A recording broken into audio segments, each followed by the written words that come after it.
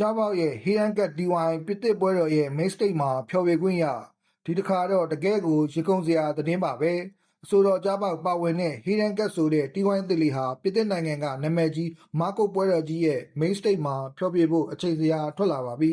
ချိန်ကလည်းလုံးဝ prime time ည7:45 မိနစ်မှာတက်ဆိုရမှာဖြစ်ပါတယ်ခုကြတာက DTY က Instagram မှာ post နှစ်ခုပဲရှိသေးတယ်လို့ဘယ် streaming platform မှာလည်းတချင်းတပုတ်မှတင်မထားသေးတဲ့ဘန်အသစ်ဆက်လေးပါကျောင်းပေါက်ကိုယ်တိုင်ကလည်းဘာလို့ main stage ပေးထားလဲဆိုတာတော့ပွဲရောက်မှသိမှာပေါ့ဆိုပြီးစိန်ခေါ်မှုအပြည့်နဲ့ပြည်သက်တွေကိုရင်ခုန်အောင်လုပ်ထားပါသေးတယ်ပြင်သစ်ကပြည်သက်တွေကလည်းတာဝန်ကျေစွာနဲ့စောကြီးကလေးကလက်မှတ်တွေအလူအယက်ဝယ်ထားကြပြီးတချို့ဆိုပွဲကြည့်ဖို့အတွက်ပွဲကျင်းပမိနေရာနားမှာအိမ်မှာကြုံကားထားကြပြီလို့သိရပါတယ်ဒီနေ့ပွဲတော်မှာတန့်စင်ခံတုံးကျင်ရင်တော့လက်မှတ်ကို update လုပ်ထားမယ်လို့အဆိုတော်ကြားပေါက်ကတတိပေးထားပါတယ်ကဲကြားပေါက်တို့ဟီရန်ကတ်အဖွဲ့ပြင်သစ်စစ်မြင့်တက်ကြီးထက်မှာဘလို့တွေတောင်းကြမ်းမလဲဆိုတာတော့ပွဲရောက်ရင်တော့သိကြရတော့မှာပါ